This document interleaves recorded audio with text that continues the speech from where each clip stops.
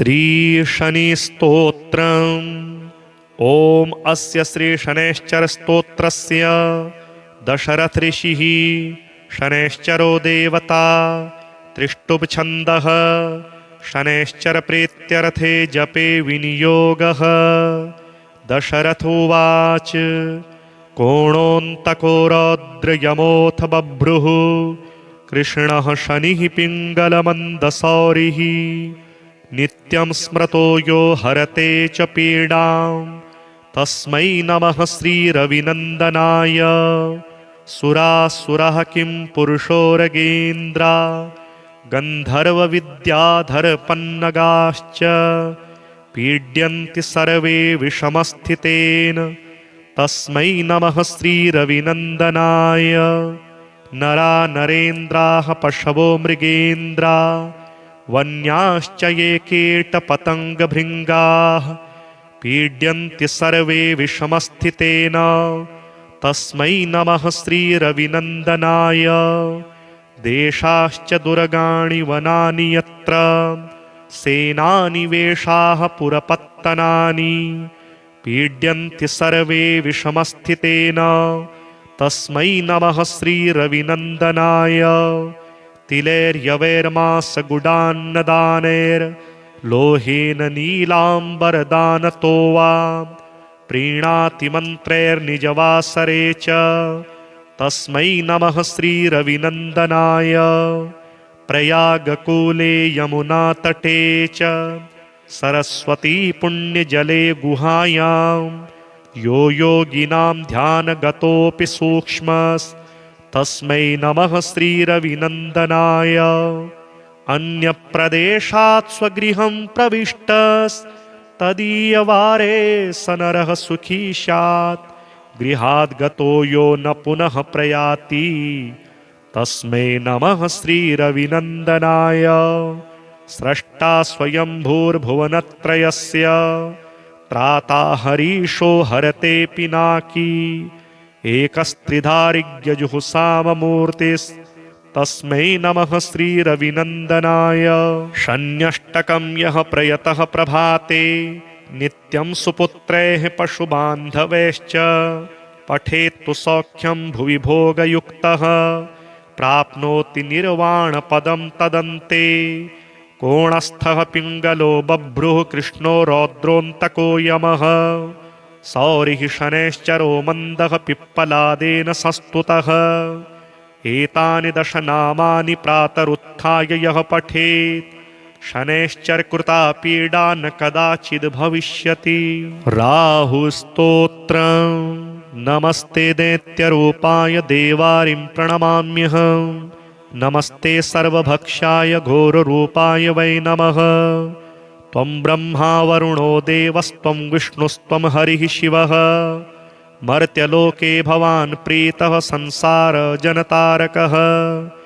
कूटपर्वतदुर्गाणि नगराणि पुराणि च यस्य क्रोधवशाद् भस्मी भवन्ति क्षणमात्रकम्। धूम्रवर्णो भवान् राहो रक्ताक्षः पिङ्गलोपमः।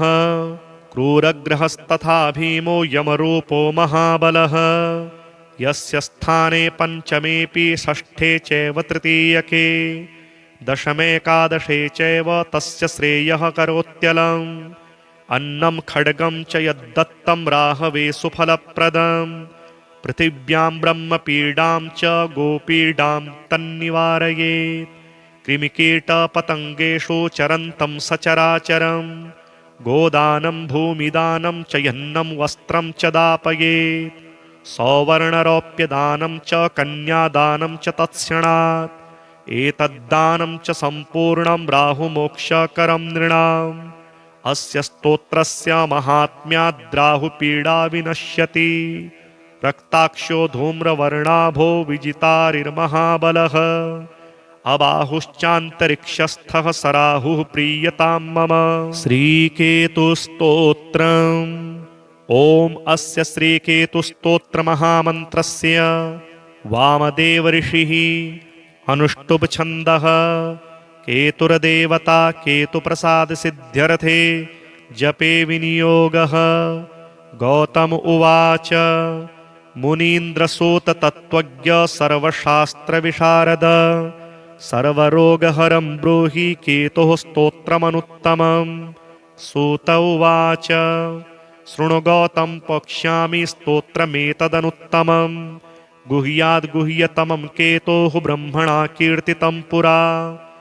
आद्यः करालवदनो द्वितीयो रक्तलोचनः तृतीयः पिङ्गलाक्षश्च चतुर्थो ज्ञानदायकः पञ्चमः कपिलाक्षश्च षष्ठः कालाग्निसन्निभः सप्तमो हिमगर्भश्च धूम्रवर्णोष्टमस्तथा नवमः कृत्तकण्ठश्च दशमः नरपीठगः एकादशस्तु श्रीकण्ठः द्वादशस्तु गदायुधः द्वादशैते महाक्रूराः सर्वोपद्रवकारकाः पर्वकाले पीड्यन्ति दिवाकरनिशाकरौ नाम द्वादशकं स्तोत्रं केतोरेतनमहात्मनः पठन्ति येऽन्वहं भक्त्या तेभ्यः केतुः प्रसीदति कुलुक्थध्यान्ये विलिखे षट्कोणं मण्डलं शुभं पद्ममष्टदलं तत्र विलिखेच्च विधानतः नीलं घटं च संस्थाप्य दिवाकरनिशाकरौ केतुं च तत्र निक्षिप्य पूजयित्वा विधानतः स्तोत्रमेतत् पठित्वा च ध्यायन् केतुं वरप्रदम् ब्राह्मणं श्रोत्रियं शान्तं पूजयित्वा कुटुम्बिनं केतोः करालवक्त्रस्य प्रतिमां वस्त्रसंयुतां कुम्भादिभिश्च संयुक्तां चित्रातारे प्रदापयेत् दानेनानेन सुप्रीतः केतुः स्यात्तस्य सौख्यदः वत्सरं प्रयता भूत्वा पूजयित्वा विधानतः मूलमष्टोत्तरशतं ये जपन्ति नरोत्तमाः तेषां केतुप्रसादेन न कदाचिद् भयं भवेत्। ॐ अस्य श्री शनैश्चर स्तोत्रस्य दशरथ ऋषिः शनैश्चरो देवता त्रिष्टुप् छन्दः शनैश्चर प्रीत्यर्थे जपे विनियोगः। दशरथ उवाच कोणोऽन्तको रौद्रयमोऽथ बभ्रुः कृष्णः शनिः पिङ्गलमन्दसौरिः नित्यं स्मृतो यो हरते च पीडां तस्मै नमः श्रीरविनन्दनाय। सुरासुरः किं पुरुषोरगेन्द्रा गन्धर्वविद्याधरपन्नगाश्च पीड्यन्ति सर्वे विषमस्थितेन तस्मै नमः श्रीरविनन्दनाय। नरा नरेन्द्राः पशवो मृगेन्द्रा वन्याश्च ये कीटपतङ्गभृङ्गाः पीड्यन्ति सर्वे विषमस्थितेन तस्मै नमः श्रीरविनन्दनाय। देशाश्च दुर्गाणि वनानि यत्र सेनानिवेशाः पुरपत्तनानि पीड्यन्ति सर्वे विषमस्थितेन तस्मै नमः श्रीरविनन्दनाय। तिलैर्यवैर्मासगुडान्नदानैर्लोहेन नीलाम्बरदानतो वा प्रीणाति मन्त्रैर्निजवासरे च तस्मै नमः श्रीरविनन्दनाय। प्रयागकूले यमुनातटे च सरस्वती पुण्यजले गुहायां यो योगिनां ध्यानगतोऽपि सूक्ष्मस्तस्मै नमः श्रीरविनन्दनाय। अन्यप्रदेशात् स्वगृहं प्रविष्टस्तदीयवारे स नरः सुखी स्यात् गृहाद् गतो यो न पुनः प्रयाति तस्मै नमः श्रीरविनन्दनाय। स्रष्टा स्वयंभूर्भुवनत्रयस्य त्राता हरीशो हरते पिनाकी एकस्त्रिधारिज्ञजुःसाममूर्तिस्तस्मै नमः श्रीरविनन्दनाय। शन्यष्टकं यः प्रयतः प्रभाते नित्यं सुपुत्रैः पशुबान्धवैश्च पठेत्तु सौख्यं भुवि भोगयुक्तः प्राप्नोति निर्वाणपदं तदन्ते। कोणस्थः पिङ्गलो बभ्रुः कृष्णो रौद्रोऽन्तको यमः सौरिः शनैश्चरो मन्दः पिप्पलादेन संस्तुतः एतानि दश नामानि प्रातरुत्थाय यः पठेत् शनैश्चरकृता पीडा न कदाचिद् भविष्यति। राहुस्तोत्रम्। नमस्ते दैत्यरूपाय देवारिं प्रणमाम्यहम्। नमस्ते सर्वभक्षाय घोररूपाय वै नमः। त्वं ब्रह्मा वरुणो देवस्त्वं विष्णुस्त्वं हरिः शिवः। मर्त्यलोके भवान् प्रीतः संसारजनतारकः। कूटपर्वतदुर्गाणि नगराणि पुराणि च यस्य क्रोधवशाद् भस्मी भवन्ति क्षणमात्रकम्। धूम्रवर्णो भवान् राहो रक्ताक्षः पिङ्गलोपमः। क्रूरग्रहस्तथा भीमो यमरूपो महाबलः। यस्य स्थाने पञ्चमेऽपि षष्ठे चैव तृतीयके दशमेकादशे चैव तस्य श्रेयः करोत्यलम्। अन्नं खड्गं च यद्दत्तं राहवे सुफलप्रदम्। पृथिव्यां ब्रह्मपीडां च गोपीडां तन्निवारयेत्। कृमिकीटपतङ्गेषु चरन्तं सचराचरम्। गोदानं भूमिदानं च यन्नं वस्त्रं च दापयेत्। सौवर्णरौप्यदानं च कन्यादानं च तत्क्षणात्। एतद्दानं च सम्पूर्णं राहुमोक्षकरं नृणाम्। अस्य स्तोत्रस्य महात्म्याद्राहुपीडा विनश्यति। रक्ताक्षो धूम्रवर्णाभो विजितारिर्महाबलः। अबाहुश्चान्तरिक्षस्थः सराहुः प्रीयतां मम। श्रीकेतुस्तोत्रम्। ॐ अस्य श्रीकेतुस्तोत्रमहामन्त्रस्य वामदेवऋषिः अनुष्टुप्-छन्दः केतुर्देवता केतुप्रसादसिद्ध्यर्थे जपे विनियोगः। गौतम उवाच मुनीन्द्रसूततत्त्वज्ञ सर्वशास्त्रविशारद सर्वरोगहरं ब्रूहि केतुः स्तोत्रमनुत्तमम्। सूत उवाच शृणु गौतम पक्ष्यामि स्तोत्रमेतदनुत्तमम्। गुह्याद्गुह्यतमं केतोः ब्रह्मणा कीर्तितं पुरा। आद्यः करालवदनो द्वितीयो रक्तलोचनः तृतीयः पिङ्गलाक्षश्च चतुर्थो ज्ञानदायकः पञ्चमः कपिलाक्षश्च षष्ठः कालाग्निसन्निभः सप्तमो हिमगर्भश्च धूम्रवर्णोऽष्टमस्तथा नवमः कृत्तकण्ठश्च दशमः नरपीठगः एकादशस्तु श्रीकण्ठः द्वादशस्तु गदायुधः द्वादशैते महाक्रूराः सर्वोपद्रवकारकाः पर्वकाले पीड्यन्ति दिवाकरनिशाकरौ नाम द्वादशकं स्तोत्रं केतोरेतनमहात्मनः पठन्ति येन्वहं भक्त्या तेभ्यः केतुः प्रसीदति कुलुक्थध्यान्ये विलिखे षट्कोणं मण्डलं शुभम् पद्ममष्टदलं तत्र विलिखेच्च विधानतः नीलं घटं च संस्थाप्य दिवाकरनिशाकरौ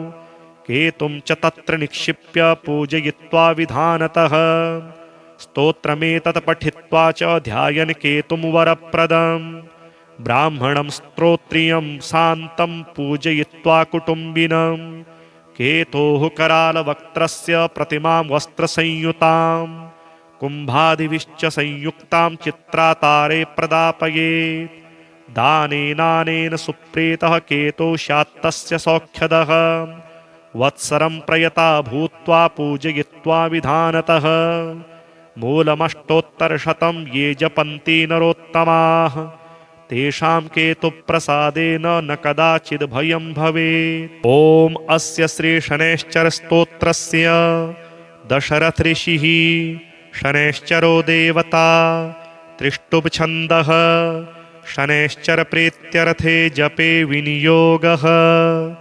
दशरथ उवाच कोणोऽन्तको रौद्रयमोऽथ बभ्रुः कृष्णः शनिः पिङ्गलमन्दसौरिः नित्यं स्मृतो यो हरते च पीडां तस्मै नमः श्रीरविनन्दनाय।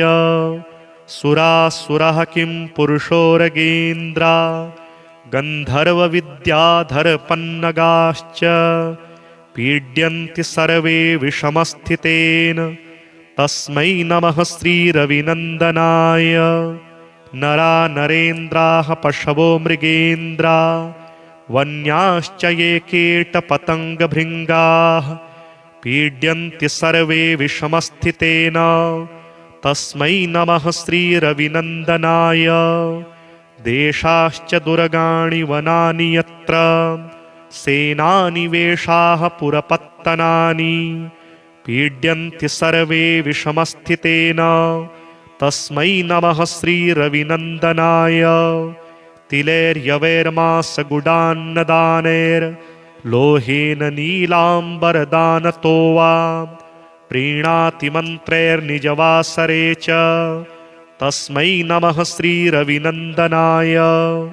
प्रयागकूले यमुनातटे च सरस्वती पुण्यजले गुहायां यो योगिनां ध्यानगतोऽपि सूक्ष्मस्तस्मै नमः श्रीरविनन्दनाय। अन्यप्रदेशात् स्वगृहं प्रविष्टस्तदीयवारे स नरः सुखी स्यात् गृहाद् गतो यो न पुनः प्रयाति तस्मै नमः श्रीरविनन्दनाय। स्रष्टा स्वयंभूर्भुवनत्रयस्य त्राता हरीशो हरते पिनाकी एकस्त्रिधारिज्ञजुहुसाममूर्तिस्तस्मै नमः श्रीरविनन्दनाय। शन्यष्टकं यः प्रयतः प्रभाते नित्यं सुपुत्रैः पशुबान्धवैश्च पठेत्तु सौख्यं भुवि भोगयुक्तः प्राप्नोति निर्वाणपदं तदन्ते। कोणस्थः पिङ्गलो बभ्रुः कृष्णो रौद्रोऽन्तको यमः सौरिः शनैश्चरो मन्दः पिप्पलादेन संस्तुतः। एतानि दशनामानि प्रातरुत्थाय यः पठेत् शनैश्चरकृता पीडा न कदाचिद् भविष्यति। राहुस्तोत्रम्। नमस्ते दैत्यरूपाय देवारिं प्रणमाम्यहम्। नमस्ते सर्वभक्षाय घोररूपाय वै नमः। त्वं ब्रह्मा वरुणो देवस्त्वं विष्णुस्त्वं हरिः शिवः। मर्त्यलोके भवान् प्रीतः संसारजनतारकः।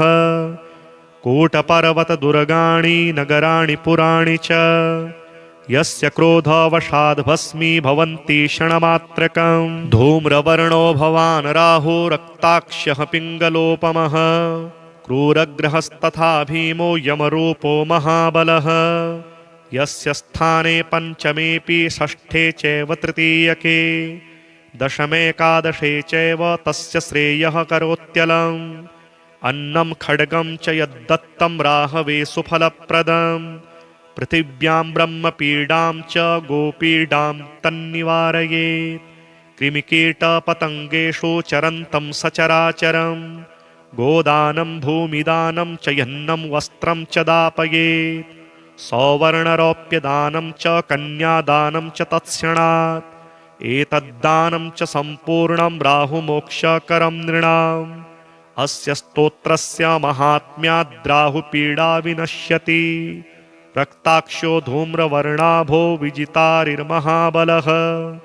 अबाहुश्चान्तरिक्षस्थः सराहुः प्रीयतां मम। श्रीकेतुस्तोत्रम्। ॐ अस्य श्रीकेतुस्तोत्रमहामन्त्रस्य वामदेवऋषिः अनुष्टुप्छन्दः केतुर्देवता केतुप्रसादसिद्ध्यर्थे जपे विनियोगः। गौतम उवाच मुनीन्द्रसूत तत्त्वज्ञ सर्वशास्त्रविशारद सर्वरोगहरं ब्रूहि केतुः स्तोत्रमनुत्तमम्। सूत उवाच शृणु गौतम पक्ष्यामि स्तोत्रमेतदनुत्तमम्। गुह्याद्गुह्यतमं केतोः ब्रह्मणा कीर्तितं पुरा।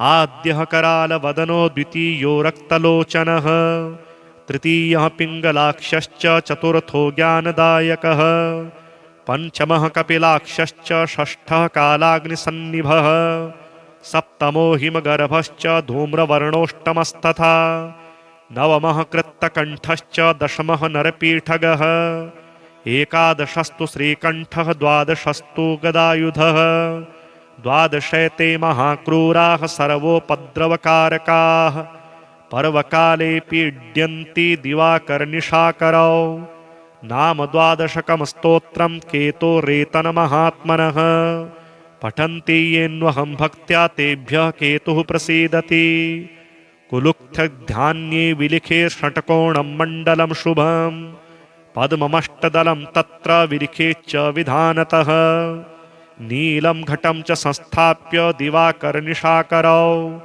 केतुं च तत्र निक्षिप्य पूजयित्वा विधानतः स्तोत्रमेतत् पठित्वा च ध्यायन् केतुं वरप्रदं ब्राह्मणं स्तोत्रियं शान्तं पूजयित्वा कुटुम्बिनं केतोः करालवक्त्रस्य प्रतिमां वस्त्रसंयुतां कुम्भादिभिश्च संयुक्तां चित्रातारे प्रदापयेत् दानेनानेन सुप्रीतः केतो स्यात्तस्य सौख्यदः वत्सरं प्रयता भूत्वा पूजयित्वा विधानतः मूलमष्टोत्तरशतं ये जपन्ति नरोत्तमाः तेषां केतुप्रसादेन न कदाचिद् भयं भवेत्। ॐ अस्य श्री शनैश्चर स्तोत्रस्य दशरथ ऋषिः शनैश्चरो देवता त्रिष्टुप् छन्दः शनैश्चर प्रीत्यर्थे जपे विनियोगः। दशरथ उवाच कोणोऽन्तको रौद्रयमोऽथ बभ्रुः कृष्णः शनिः पिङ्गलमन्दसौरिः नित्यं स्मृतो यो हरते च पीडां तस्मै नमः श्रीरविनन्दनाय। सुरासुरः किं पुरुषोरगेन्द्रा गन्धर्वविद्याधरपन्नगाश्च पीड्यन्ति सर्वे विषमस्थितेन तस्मै नमः श्रीरविनन्दनाय। नरा नरेन्द्राः पशवो मृगेन्द्रा वन्याश्च ये कीटपतङ्गभृङ्गाः पीड्यन्ति सर्वे विषमस्थितेन तस्मै नमः श्रीरविनन्दनाय। देशाश्च दुर्गाणि वनानि यत्र सेनानिवेशाः पुरपत्तनानि पीड्यन्ति सर्वे विषमस्थितेन तस्मै नमः श्रीरविनन्दनाय। तिलैर्यवैर्मासगुडान्नदानैर्लोहेन नीलाम्बरदानतो वा प्रीणाति मन्त्रैर्निजवासरे च तस्मै नमः श्रीरविनन्दनाय। प्रयागकूले यमुनातटे च सरस्वती पुण्यजले गुहायां यो योगिनां ध्यानगतोऽपि सूक्ष्मस्तस्मै नमः श्रीरविनन्दनाय। अन्यप्रदेशात् स्वगृहं प्रविष्टस्तदीयवारे स नरः सुखी स्यात् गृहाद् गतो यो न पुनः प्रयाति तस्मै नमः श्रीरविनन्दनाय। स्रष्टा स्वयंभूर्भुवनत्रयस्य त्राता हरीशो हरते पिनाकी एकस्त्रिधारिज्ञजुहुसाममूर्तिस्तस्मै नमः श्रीरविनन्दनाय। शन्यष्टकं यः प्रयतः प्रभाते नित्यं सुपुत्रैः पशुबान्धवैश्च पठेत्तु सौख्यं भुवि भोगयुक्तः प्राप्नोति निर्वाणपदं तदन्ते। कोणस्थः पिङ्गलो बभ्रुः कृष्णो रौद्रोऽन्तको यमः सौरिः शनैश्चरो मन्दः पिप्पलादेन संस्तुतः। एतानि 10 नामानि प्रातरुत्थाय यः पठेत् शनैश्चरकृता पीडा न कदाचिद् भविष्यति। राहुस्तोत्रम् नमस्ते दैत्यरूपाय देवारिं प्रणमाम्यहम् नमस्ते सर्वभक्षाय घोररूपाय वै नमः। त्वं ब्रह्मा वरुणो देवस्त्वं विष्णुस्त्वं हरिः शिवः मर्त्यलोके भवान् प्रीतः संसारजनतारकः। कूटपर्वतदुर्गाणि नगराणि पुराणि च यस्य क्रोधवशाद् भस्मी भवन्ति क्षणमात्रकम्। धूम्रवर्णो भवान् राहु रक्ताक्षः पिङ्गलोपमः क्रूरग्रहस्तथा भीमो यमरूपो महाबलः। यस्य स्थाने पञ्चमेऽपि षष्ठे चैव तृतीयके दशमेकादशे चैव तस्य श्रेयः करोत्यलम् अन्नं खड्गं च यद्दत्तं राहवे सुफलप्रदम् पृथिव्यां ब्रह्मपीडां च गोपीडां तन्निवारयेत् कृमिकीटपतङ्गेषु चरन्तं सचराचरम् गोदानं भूमिदानं च यन्नं वस्त्रं च दापयेत् सौवर्णरौप्यदानं च कन्यादानं च तत्क्षणात् एतद्दानं च सम्पूर्णं राहुमोक्षकरं नृणाम् अस्य स्तोत्रस्य महात्म्याद्राहुपीडा विनश्यति रक्ताक्षो धूम्रवर्णाभो विजितारिर्महाबलः अबाहुश्चान्तरिक्षस्थः सराहुः प्रीयतां मम। श्रीकेतुस्तोत्रम्। ॐ अस्य श्रीकेतुस्तोत्रमहामन्त्रस्य वामदेवऋषिः अनुष्टुप्छन्दः केतुर्देवता केतुप्रसादसिद्ध्यर्थे जपे विनियोगः। गौतम उवाच मुनीन्द्रसूत तत्त्वज्ञ सर्वशास्त्रविशारद सर्वरोगहरं ब्रूहि केतुः स्तोत्रमनुत्तमम्। सूत उवाच शृणु गौतम पक्ष्यामि स्तोत्रमेतदनुत्तमम् गुह्याद्गुह्यतमं केतोः ब्रह्मणा कीर्तितं पुरा।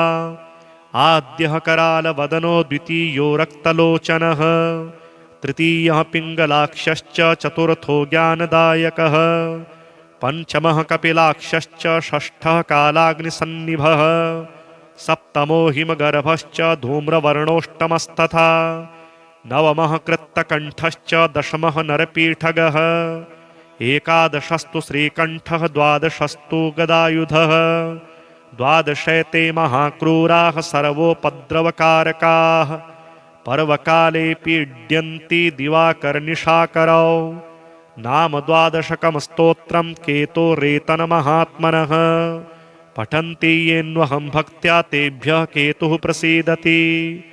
कुलुक्थध्यान्ये विलिखे षट्कोणं मण्डलं शुभं पद्ममष्टदलं तत्र विलिखेच्च विधानतः नीलं घटं च संस्थाप्य दिवाकरनिशाकरौ केतुं च तत्र निक्षिप्य पूजयित्वा विधानतः स्तोत्रमेतत् पठित्वा च ध्यायन् केतुं वरप्रदम् ब्राह्मणं श्रोत्रियं शान्तं पूजयित्वा कुटुम्बिनम् केतोः करालवक्त्रस्य प्रतिमां वस्त्रसंयुतां कुम्भादिभिश्च संयुक्तां चित्रातारे प्रदापयेत्।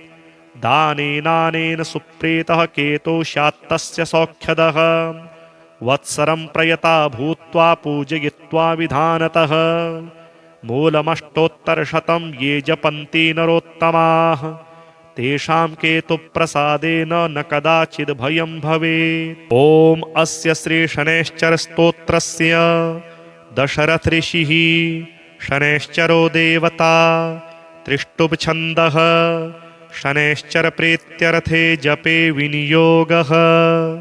दशरथ उवाच कोणोऽन्तको रौद्रयमोऽथ बभ्रुः कृष्णः शनिः पिङ्गलमन्दसौरिः नित्यं स्मृतो यो हरते च पीडां तस्मै नमः श्रीरविनन्दनाय। सुरासुरः किं पुरुषोरगेन्द्रा गन्धर्वविद्याधरपन्नगाश्च पीड्यन्ति सर्वे विषमस्थितेन तस्मै नमः श्रीरविनन्दनाय। नरा नरेन्द्राः पशवो मृगेन्द्रा वन्याश्च ये कीटपतङ्गभृङ्गाः पीड्यन्ति सर्वे विषमस्थितेन तस्मै नमः श्रीरविनन्दनाय। देशाश्च दुर्गाणि वनानि यत्र सेनानिवेशाः पुरपत्तनानि पीड्यन्ति सर्वे विषमस्थितेन तस्मै नमः श्रीरविनन्दनाय। तिलैर्यवैर्मासगुडान्नदानैर्लोहेन नीलाम्बरदानतो वा प्रीणाति मन्त्रैर्निजवासरे च तस्मै नमः श्रीरविनन्दनाय। प्रयागकूले यमुनातटे च सरस्वती पुण्यजले गुहायां यो योगिनां ध्यानगतोऽपि सूक्ष्मस्तस्मै नमः श्रीरविनन्दनाय। अन्यप्रदेशात् स्वगृहं प्रविष्टस्तदीयवारे स नरः सुखी स्यात्। गृहाद् गतो यो न पुनः प्रयाति तस्मै नमः श्रीरविनन्दनाय। स्रष्टा स्वयंभूर्भुवनत्रयस्य त्राता हरीशो हरते पिनाकी। एकस्त्रिधारिज्ञजुःसाममूर्तिस्तस्मै नमः श्रीरविनन्दनाय। शन्यष्टकं यः प्रयतः प्रभाते नित्यं सुपुत्रैः पशुबान्धवैश्च पठेत्तु सौख्यं भुवि भोगयुक्तः प्राप्नोति निर्वाणपदं तदन्ते। कोणस्थः पिङ्गलो बभ्रुः कृष्णो रौद्रोऽन्तको यमः सौरिः शनैश्चरो मन्दः पिप्पलादेन संस्तुतः। एतानि 10 नामानि प्रातरुत्थाय यः पठेत् शनैश्चरकृता पीडा न कदाचिद् भविष्यति। राहुस्तोत्रम्। नमस्ते दैत्यरूपाय देवारिं प्रणमाम्यहम्। नमस्ते सर्वभक्षाय घोररूपाय वै नमः। त्वं ब्रह्मा वरुणो देवस्त्वं विष्णुस्त्वं हरिः शिवः। मर्त्यलोके भवान् प्रीतः संसारजनतारकः। कूटपर्वतदुर्गाणि नगराणि पुराणि च यस्य क्रोधवशाद् भस्मी भवन्ति क्षणमात्रकम्। धूम्रवर्णो भवान् राहो रक्ताक्षः पिङ्गलोपमः। क्रूरग्रहस्तथा भीमो यमरूपो महाबलः। यस्य स्थाने पञ्चमेऽपि षष्ठे चैव तृतीयके दशमेकादशे चैव तस्य श्रेयः करोत्यलम्। अन्नं खड्गं च यद्दत्तं राहवे सुफलप्रदम्। पृथिव्यां ब्रह्मपीडां च गोपीडां तन्निवारयेत्। कृमिकीटपतङ्गेषु चरन्तं सचराचरम्। गोदानं भूमिदानं च यन्नं वस्त्रं च दापयेत्। सौवर्णरौप्यदानं च कन्यादानं च तत्क्षणात्। एतद्दानं च सम्पूर्णं राहुमोक्षकरं नृणाम्। अस्य स्तोत्रस्य महात्म्याद्राहुपीडा विनश्यति। रक्ताक्षो धूम्रवर्णाभो विजितारिर्महाबलः। अबाहुश्चान्तरिक्षस्थः सराहुः प्रीयतां मम। श्रीकेतुस्तोत्रम्। ॐ अस्य श्रीकेतुस्तोत्रमहामन्त्रस्य वामदेवऋषिः अनुष्टुप्छन्दः। केतुर्देवता केतुप्रसादसिद्ध्यर्थे जपे विनियोगः।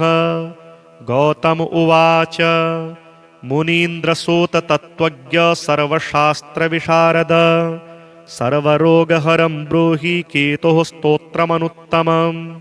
सूत उवाच शृणु गौतम पक्ष्यामि स्तोत्रमेतदनुत्तमम्। गुह्याद् गुह्यतमं केतोः ब्रह्मणा कीर्तितं पुरा। आद्यः करालवदनो द्वितीयो रक्तलोचनः तृतीयः पिङ्गलाक्षश्च चतुर्थो ज्ञानदायकः पञ्चमः कपिलाक्षश्च षष्ठः कालाग्निसन्निभः सप्तमो हिमगर्भश्च धूम्रवर्णोष्टमस्तथा नवमः कृत्तकण्ठश्च दशमः नरपीठगः एकादशस्तु श्रीकण्ठः द्वादशस्तु गदायुधः द्वादशैते महाक्रूराः सर्वोपद्रवकारकाः पर्वकाले पीड्यन्ति दिवाकरनिशाकरौ नाम द्वादशकं स्तोत्रं केतोरेतनमहात्मनः पठन्ति येन्वहं भक्त्या तेभ्यः केतुः प्रसीदति कुलुक्थध्यान्ये विलिखे षट्कोणं मण्डलं शुभं पद्ममष्टदलं तत्र विलिखेच्च विधानतः नीलं घटं च संस्थाप्य दिवाकरनिशाकरौ केतुं च तत्र निक्षिप्य पूजयित्वा विधानतः स्तोत्रमेतत् पठित्वा च ध्यायन् केतुं वरप्रदम् ब्राह्मणं श्रोत्रियं शान्तं पूजयित्वा कुटुम्बिनं केतोः करालवक्त्रस्य प्रतिमां वस्त्रसंयुतां कुम्भादिभिश्च संयुक्तां चित्रातारे प्रदापयेत् दानेनानेन सुप्रीतः केतो स्यात्तस्य सौख्यदः वत्सरं प्रयता भूत्वा पूजयित्वा विधानतः मूलमष्टोत्तरशतं ये जपन्ति नरोत्तमाः तेषां केतुप्रसादेन न कदाचिद् भयं भवेत्। ॐ अस्य श्री शनैश्चर स्तोत्रस्य दशरथ ऋषिः शनैश्चरो देवता त्रिष्टुप् छन्दः शनैश्चर प्रीत्यर्थे जपे विनियोगः। दशरथोवाच कोणोऽन्तको रौद्रयमोऽथ बभ्रुः कृष्णः शनिः पिङ्गलमन्दसौरिः नित्यं स्मृतो यो हरते च पीडां तस्मै नमः श्रीरविनन्दनाय। सुरासुरः किं पुरुषोरगेन्द्रा गन्धर्वविद्याधरपन्नगाश्च पीड्यन्ति सर्वे विषमस्थितेन तस्मै नमः श्रीरविनन्दनाय। नरा नरेन्द्राः पशवो मृगेन्द्रा वन्याश्च ये कीटपतङ्गभृङ्गाः पीड्यन्ति सर्वे विषमस्थितेन तस्मै नमः श्रीरविनन्दनाय। देशाश्च दुर्गाणि वनानि यत्र सेनानिवेशाः पुरपत्तनानि पीड्यन्ति सर्वे विषमस्थितेन तस्मै नमः श्रीरविनन्दनाय। तिलैर्यवैर्मासगुडान्नदानैर्लोहेन नीलाम्बरदानतो वा प्रीणाति मन्त्रैर्निजवासरे च तस्मै नमः श्रीरविनन्दनाय। प्रयागकूले यमुनातटे च सरस्वती पुण्यजले गुहायां यो योगिनां ध्यानगतोऽपि सूक्ष्मस्तस्मै नमः श्रीरविनन्दनाय। अन्यप्रदेशात् स्वगृहं प्रविष्टस्तदीयवारे स नरः सुखी स्यात् गृहाद् गतो यो न पुनः प्रयाति तस्मै नमः श्रीरविनन्दनाय। स्रष्टा स्वयंभूर्भुवनत्रयस्य त्राता हरीशो हरते पिनाकी एकस्त्रिधारिज्ञजुहुसाममूर्तिस्तस्मै नमः श्रीरविनन्दनाय। शन्यष्टकं यः प्रयतः प्रभाते नित्यं सुपुत्रैः पशुबान्धवैश्च पठेत्तु सौख्यं भुवि भोगयुक्तः प्राप्नोति निर्वाणपदं तदन्ते। कोणस्थः पिङ्गलो बभ्रुः कृष्णो रौद्रोऽन्तको यमः सौरिः शनैश्चरो मन्दः पिप्पलादेन संस्तुतः। एतानि दश नामानि प्रातरुत्थाय यः पठेत् शनैश्चरकृता पीडा न कदाचिद् भविष्यति। राहुस्तोत्रम् नमस्ते दैत्यरूपाय देवारिं प्रणमाम्यहम् नमस्ते सर्वभक्षाय घोररूपाय वै नमः। त्वं ब्रह्मा वरुणो देवस्त्वं विष्णुस्त्वं हरिः शिवः मर्त्यलोके भवान् प्रीतः संसारजनतारकः। कूटपर्वतदुर्गाणि नगराणि पुराणि च यस्य क्रोधवशाद् भस्मी भवन्ति क्षणमात्रकम्। धूम्रवर्णो भवान् राहो रक्ताक्षः पिङ्गलोपमः क्रूरग्रहस्तथा भीमो यमरूपो महाबलः। यस्य स्थाने पञ्चमेऽपि षष्ठे चैव तृतीयके दशमेकादशे चैव तस्य श्रेयः करोत्यलम्। अन्नं खड्गं च यद्दत्तं राहवे सुफलप्रदम् पृथिव्यां ब्रह्मपीडां च गोपीडां तन्निवारयेत्। कृमिकीटपतङ्गेषु चरन्तं सचराचरम् गोदानं भूमिदानं च यन्नं वस्त्रं च दापयेत्। सौवर्णरौप्यदानं च कन्यादानं च तत्क्षणात् एतद्दानं च सम्पूर्णं राहुमोक्षकरं नृणाम्। अस्य स्तोत्रस्य महात्म्याद्राहुपीडा विनश्यति। रक्ताक्षो धूम्रवर्णाभो विजितारिर्महाबलः अबाहुश्चान्तरिक्षस्थः सराहुः प्रीयतां मम। श्रीकेतुस्तोत्रम् ॐ अस्य श्रीकेतुस्तोत्रमहामन्त्रस्य वामदेवऋषिः अनुष्टुप्छन्दः केतुर्देवता केतुप्रसादसिद्ध्यर्थे जपे विनियोगः। गौतम उवाच मुनीन्द्रसूततत्त्वज्ञ सर्वशास्त्रविशारद सर्वरोगहरं ब्रूहि केतुः स्तोत्रमनुत्तमम्। सूत उवाच शृणु गौतम पक्ष्यामि स्तोत्रमेतदनुत्तमम्। गुह्याद्गुह्यतमं केतोः ब्रह्मणा कीर्तितं पुरा।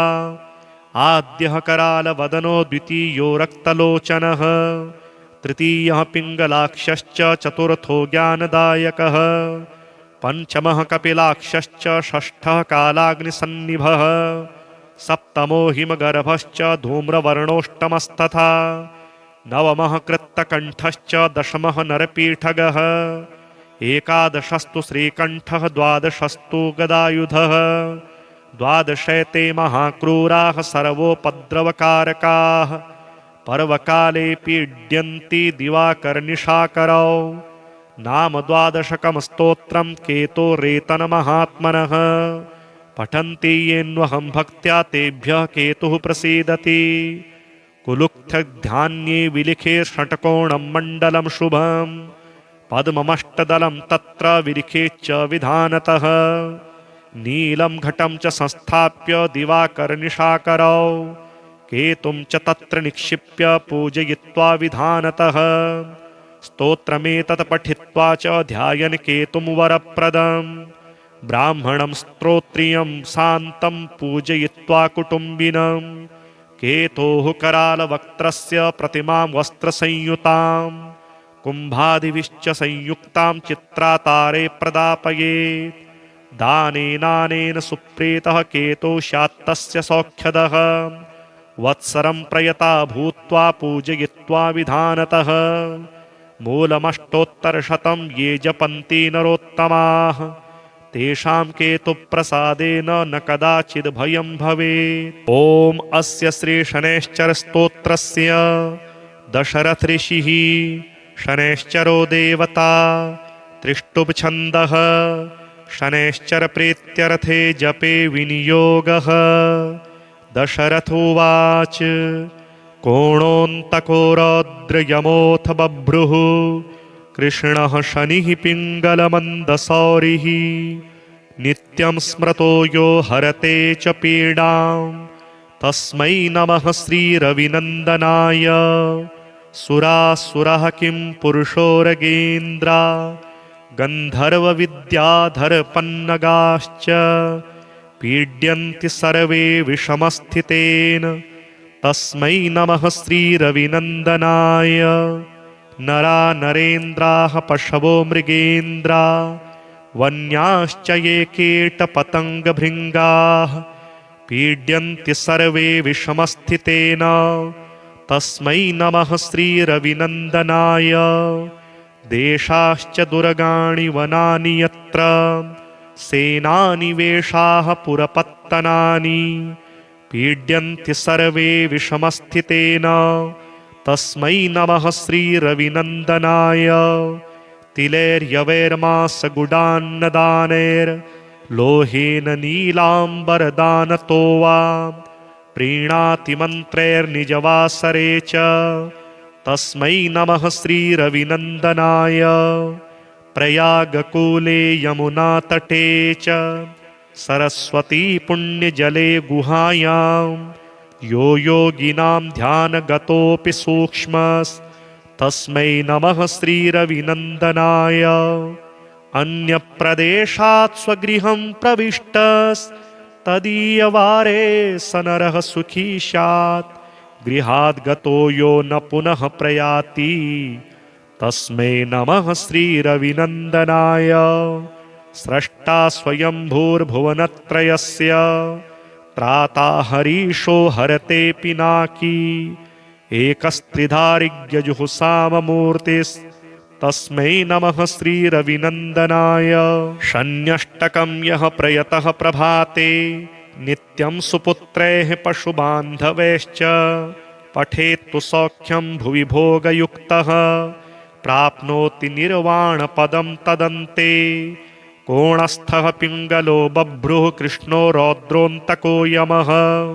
सौरिः शनैश्चरो मन्दः पिप्पलादेन संस्तुतः। एतानि दशनामानि प्रातरुत्थाय यः पठेत् शनैश्चरकृता पीडा न कदाचिद् भविष्यति। राहुस्तोत्रम्। नमस्ते दैत्यरूपाय देवारिं प्रणमाम्यहम्। नमस्ते सर्वभक्षाय घोररूपाय वै नमः। त्वं ब्रह्मा वरुणो देवस्त्वं विष्णुस्त्वं हरिः शिवः। मर्त्यलोके भवान् प्रीतः संसारजनतारकः। कूटपर्वतदुर्गाणि नगराणि पुराणि च यस्य क्रोधवशाद् भस्मी भवन्ति क्षणमात्रकम्। धूम्रवर्णो भवान् राहो रक्ताक्षः पिङ्गलोपमः। क्रूरग्रहस्तथा भीमो यमरूपो महाबलः। यस्य स्थाने पञ्चमेऽपि षष्ठे चैव तृतीयके दशमेकादशे चैव तस्य श्रेयः करोत्यलम्। अन्नं खड्गं च यद्दत्तं राहवे सुफलप्रदम्। पृथिव्यां ब्रह्मपीडां च गोपीडां तन्निवारयेत्।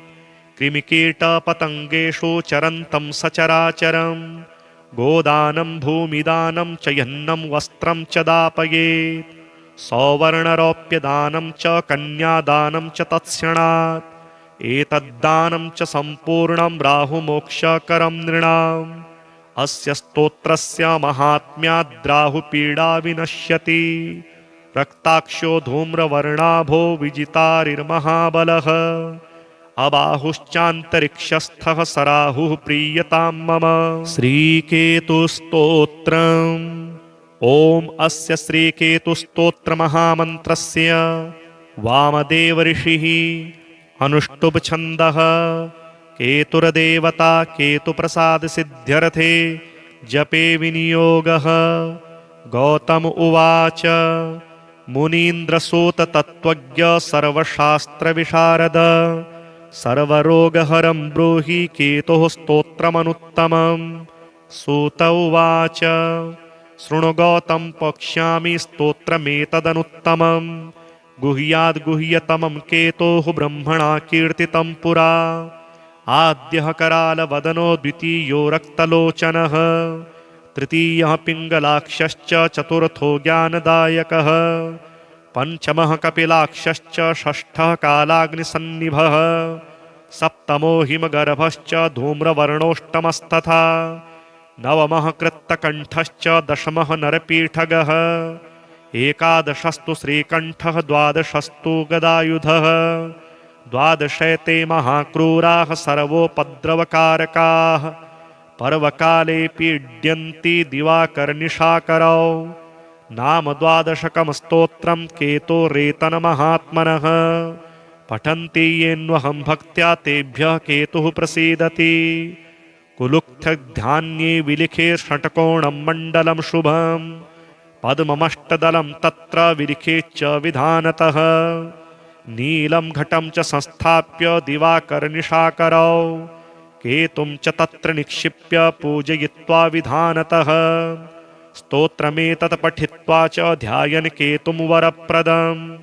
ब्राह्मणं श्रोत्रियं शान्तं पूजयित्वा कुटुम्बिनं।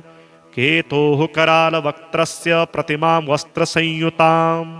कुम्भादिभिश्च संयुक्तां चित्रातारे प्रदापयेत्। दानेनानेन सुप्रीतः केतो स्यात्तस्य सौख्यदः। वत्सरं प्रयता भूत्वा पूजयित्वा विधानतः। मूलमष्टोत्तरशतं ये जपन्ति नरोत्तमाः। तेषां केतुप्रसादेन न कदाचिद् भयं भवेत्। ॐ अस्य श्रीशनैश्चरस्तोत्रस्य दशरथऋषिः शनैश्चरो देवता त्रिष्टुप् छन्दः। शनैश्चरप्रीत्यर्थे जपे विनियोगः। दशरथ उवाच। कोणोऽन्तको रौद्रयमोऽथ बभ्रुः। कृष्णः शनिः पिङ्गलमन्दसौरिः। नित्यं स्मृतो यो हरते च पीडां। तस्मै नमः श्रीरविनन्दनाय। सुरासुरः किं पुरुषोरगेन्द्रा गन्धर्वविद्याधरपन्नगाश्च पीड्यन्ति सर्वे विषमस्थितेन तस्मै नमः श्रीरविनन्दनाय। नरा नरेन्द्राः पशवो मृगेन्द्रा वन्याश्च ये कीटपतङ्गभृङ्गाः पीड्यन्ति सर्वे विषमस्थितेन तस्मै नमः श्रीरविनन्दनाय।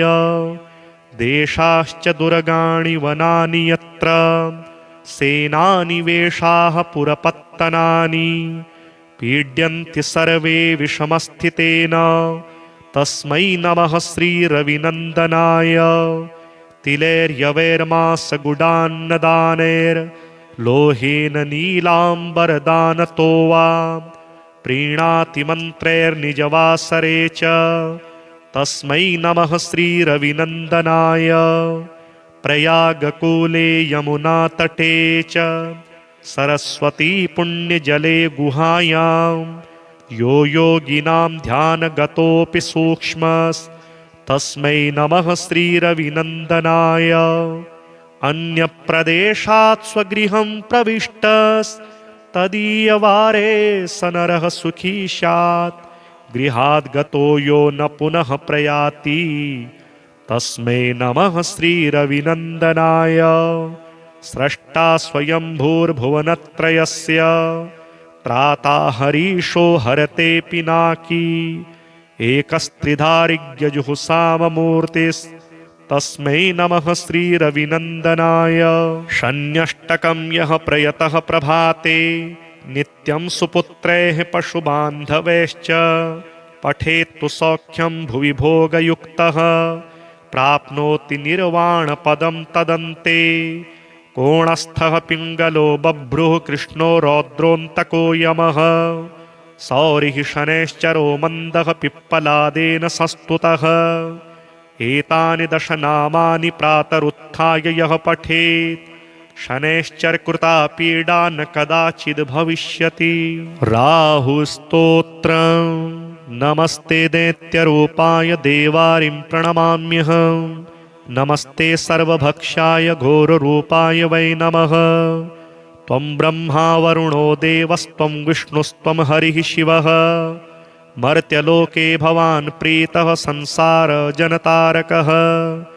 कूटपर्वतदुर्गाणि नगराणि पुराणि च यस्य क्रोधवशाद् भस्मी भवन्ति क्षणमात्रकम्। धूम्रवर्णो भवान् राहु रक्ताक्षः पिङ्गलोपमः। क्रूरग्रहस्तथा भीमो यमरूपो महाबलः। यस्य स्थाने पञ्चमेऽपि षष्ठे चैव तृतीयके दशमेकादशे चैव तस्य श्रेयः करोत्यलम्। अन्नं खड्गं च यद्दत्तं राहवे सुफलप्रदम्। पृथिव्यां ब्रह्मपीडां च गोपीडां तन्निवारयेत्। कृमिकीटपतङ्गेषु चरन्तं सचराचरम्। गोदानं भूमिदानं च यन्नं वस्त्रं च दापयेत्। सौवर्णरौप्यदानं च कन्यादानं च तत्क्षणात्। एतद्दानं च सम्पूर्णं राहुमोक्षकरं नृणाम्। अस्य स्तोत्रस्य महात्म्याद्राहुपीडा विनश्यति। रक्ताक्षो धूम्रवर्णाभो विजितारिर्महाबलः। अबाहुश्चान्तरिक्षस्थः सराहुः प्रीयतां मम। श्रीकेतुस्तोत्रम्। ॐ अस्य श्रीकेतुस्तोत्रमहामन्त्रस्य वामदेवऋषिः अनुष्टुप्छन्दः। केतुर्देवता केतुप्रसादसिद्ध्यर्थे जपे विनियोगः। गौतम उवाच मुनीन्द्रसूततत्त्वज्ञ सर्वशास्त्रविशारद सर्वरोगहरं ब्रूहि केतुः स्तोत्रमनुत्तमम्। सूत उवाच शृणु गौतम पक्ष्यामि स्तोत्रमेतदनुत्तमम्। गुह्याद्गुह्यतमं केतोः ब्रह्मणा कीर्तितं पुरा। आद्यः करालवदनो द्वितीयो रक्तलोचनः तृतीयः पिङ्गलाक्षश्च चतुर्थो ज्ञानदायकः पञ्चमः कपिलाक्षश्च षष्ठः कालाग्निसन्निभः सप्तमो हिमगर्भश्च धूम्रवर्णोष्टमस्तथा नवमः कृत्तकण्ठश्च दशमः नरपीठगः एकादशस्तु श्रीकण्ठः द्वादशस्तु गदायुधः द्वादशैते महाक्रूराः सर्वोपद्रवकारकाः पर्वकाले पीड्यन्ति दिवाकरनिशाकरौ नाम द्वादशकं स्तोत्रं केतोरेतनमहात्मनः पठन्ति येऽन्वहं भक्त्या तेभ्यः केतुः प्रसीदति कुलुक्थध्यान्ये विलिखे षट्कोणं मण्डलं शुभं पद्ममष्टदलं तत्र विलिखे च विधानतः नीलं घटं च संस्थाप्य दिवाकरनिशाकरौ केतुं च तत्र निक्षिप्य पूजयित्वा विधानतः स्तोत्रमेतत् पठित्वा च ध्यायन् केतुं वरप्रदम् ब्राह्मणं स्तोत्रियं शान्तं पूजयित्वा कुटुम्बिनं केतोः करालवक्त्रस्य प्रतिमां वस्त्रसंयुतां कुम्भादिभिश्च संयुक्तां चित्रातारे प्रदापयेत् दानेनानेन सुप्रीतः केतो स्यात्तस्य सौख्यदः वत्सरं प्रयता भूत्वा पूजयित्वा विधानतः मूलमष्टोत्तरशतं ये जपन्ति नरोत्तमाः तेषां केतुप्रसादेन न कदाचिद् भयं भवेत्।